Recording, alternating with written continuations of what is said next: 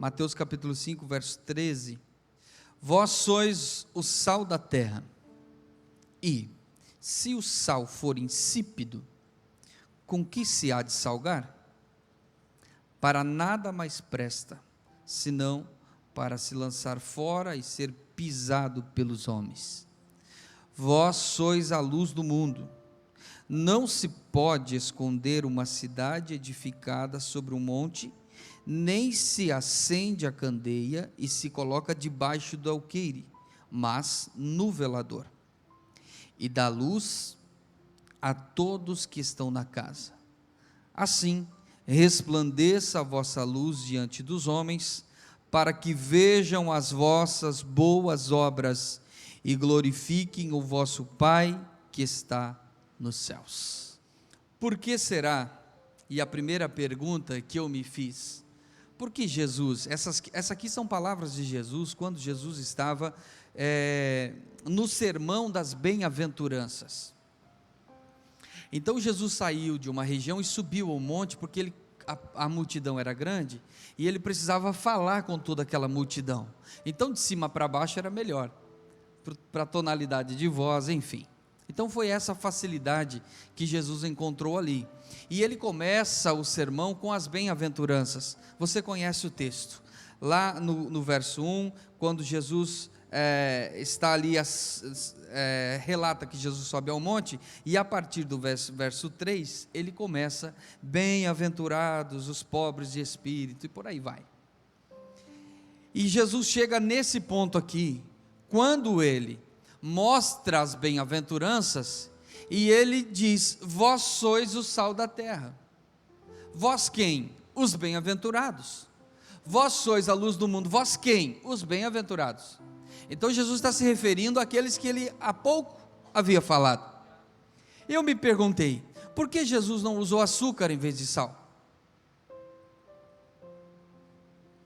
Teoricamente o açúcar é doce. E por que Jesus usou sal? E disse: vós sois o sal.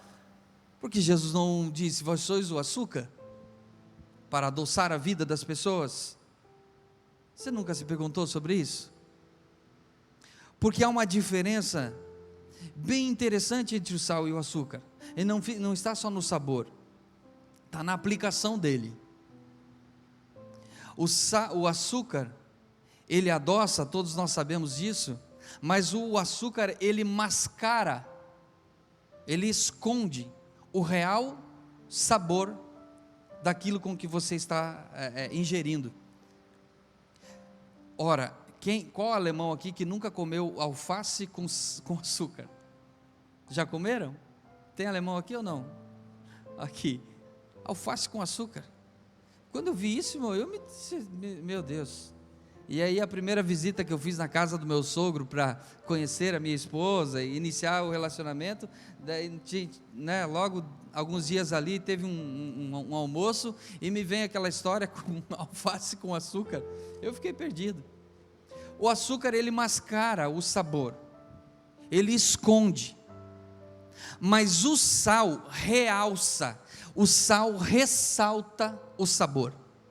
E é por isso que Jesus usou a expressão: vós sois o sal.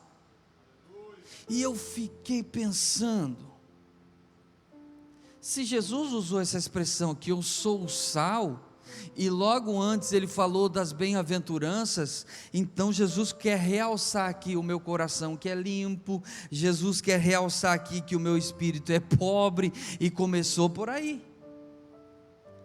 Jesus quis trazer e trouxe às pessoas daquela região que estavam ouvindo a importância da ação deles em relação a outras pessoas, a importância de uma vida missional, apesar de não ter usado essa expressão, mas Jesus falou. Outra coisa que eu percebi é que o sal, ele também é conservante, porque aqui não, mas os bem antigos, mais antigos, nós já somos uma outra geração, né? Mas os bem mais antigos utilizavam o sal para conservar o alimento, principalmente a carne. Quem nunca comeu carne de sol, né? Os nordestinos aí, né? O pessoal do norte, nordeste, comendo carne de sol, preservada com sal, uma quantidade grande de sal. Jesus usa essa expressão para demonstrar aos discípulos e às pessoas que estavam ouvindo, que a função do sal, ou de eu ser sal para outras pessoas, está além só de sabor, está além só de tempero. Eu também preservo a vida daquela pessoa, eu preservo a espiritualidade daquela pessoa, eu preservo nele a presença de Deus, eu não deixo apodrecer, porque Jesus disse: vós sois o sal. E eu fiquei intrigado com isso, porque eu começo a olhar o texto e vou pensando, e o texto diz para mim: se o sal for insípido, ou seja, se é um sal estragado, contaminado, e se o sal, Jesus não estava dizendo o sal é, ele estava dizendo se for, caso seja. Por quê? Por causa da sua própria, às vezes, escolha.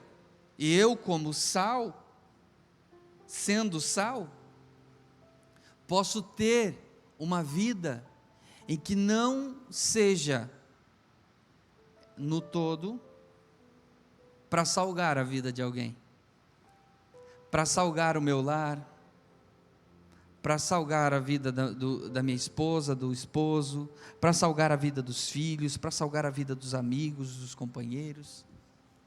Talvez. Então eu passo a ser contaminado, e o sal contaminado, ele não promove pureza, porque uma das funções do sal também é gerar purificação. Lá no Antigo Testamento nós vamos encontrar utilização de sal para purificação, principalmente onde havia leprosos, jogava-se o sal para purificar o ambiente. Então, se eu for insípido, pensa comigo, o irmão está raciocinando comigo, se eu for insípido, eu logo estou contaminado. Se eu estou contaminado, eu não gero sabor, eu não realço o sabor,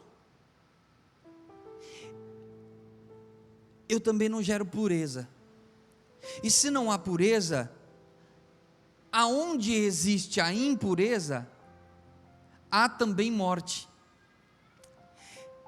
E quando o sal é semeado, e quem aqui tem um jardineiro aqui, onde é que está? Está lá, irmão José Clé, é jardineiro. Ele pode usar, é uma espécie de sal que é a ureia, né? Para revigorar as plantas, a grama, deixá-la mais bonita. Agora, se for contaminada, vai trazer impureza para aquele ambiente, vai estragar a vegetação e vai matar a vegetação. Olha que interessante, irmão. Eu devo realçar sabor na vida das pessoas que circulam ao meu entorno, da vida das pessoas com que eu me relaciono. Eu devo realçar, eu devo trazer evidência da presença de Deus que está em mim, na vida dessas pessoas. E esta é a ação do sal. Outra coisa que eu encontrei no sal, ou seja, no texto aqui, é que o sal dá sede. Você já pensou sobre isso? O sal traz sede. E aí, quando eu li, comecei a pensar, o sal traz sede, eu logo lembrei de João capítulo 4, daquela mulher que vai buscar água no poço de Jacó. Você lembra desse texto? E ela vai buscar água, ela chega lá e ela encontra quem? Aquele que tem o domínio da fonte da água da vida. Mas ele está lá. E ela encontra ele lá e ele pede água. E ela diz: como que você, um judeu, me pede água? E ele diz: se você soubesse quem está te pedindo água. Ele começa a se revelar para ela. Sabe o que ele começa a fazer, irmão? Olha bem para mim aqui. Jesus começa a semear sal nela. Jesus começou a salgar ela, porque gerou tanta sede nela, que ela correu e avisou a cidade toda: vamos lá ver, tem alguém lá que tem água da vida eterna.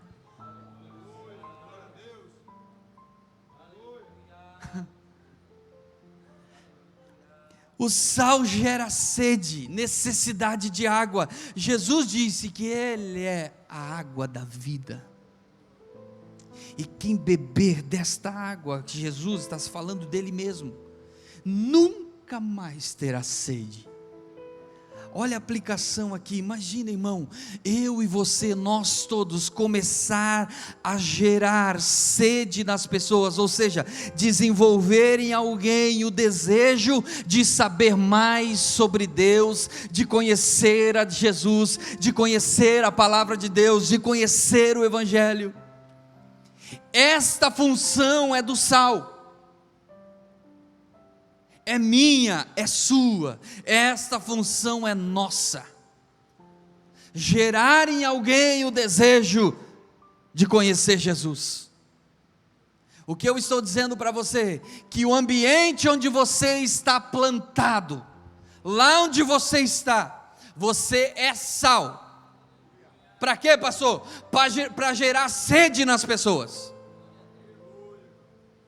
Além de temperar, de realçar sabor, trazer um ambiente agradável lá, de tempero, de temperança, você vai trazer nele sede da água da vida, aleluia, esta fonte inesgotável, que traz alívio para o coração cansado, aleluia, que traz a esperança para quem já não tem mais esperança, que traz a vida para quem já acha que está morto, que realça na pessoa o desejo de viver para aqueles que já não têm mais esperança e talvez já tentaram tirar a sua própria vida, mas você, eu, nós todos aqui, nós somos sal, nós vamos sim gerar sede em alguém. Talvez, irmão, a pessoa não está muito longe, está dentro da sua casa. Talvez a pessoa não está longe não, irmão, é o seu filho, é a sua filha, é o seu parente, é o seu tio, a sua tia, o seu sobrinho, a sua sobrinha, seu pai, seu avô. É a pessoa mais próxima de você. Ela precisa receber esse sal para ter sede. Gere sede em alguém. Eu devo ser sal, eu não posso perder o sabor, o gosto. Eu tenho que temperar, eu tenho que gerar sede em alguém. Aleluia. Depois eu segui lendo o versículo 14. É claro que tem mais aplicação aqui, se o sal for pisado, se o sal insípido for pisado e tal, mas eu não quero entrar nesse assunto agora, não tem tempo. A luz, o verso 14 diz: vós sois a luz do mundo. A luz brilha, a luz ela mostra uma direção.